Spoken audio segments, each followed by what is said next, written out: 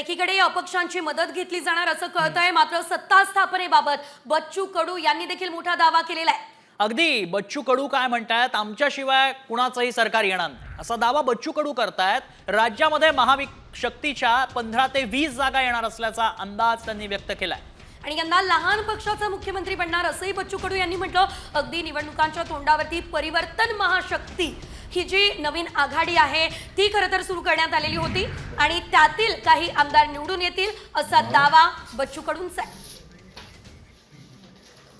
Exit poll फार काही सत्य असते असं नाही आहे, बऱ्याचसा फरक पण असतं, अंदाज असतं ते।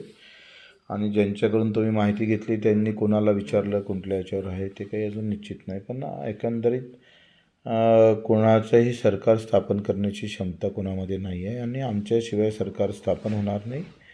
वेळ आली अपक्ष आणि लहान पक्ष जर आम्ही एकत्र होऊन मूठ बांधणी जर केली तर मग हे मोठे पक्ष बाजूला हटून लहानच पक्ष सत्तेत येणार अशी सध्या स्थिती आहे।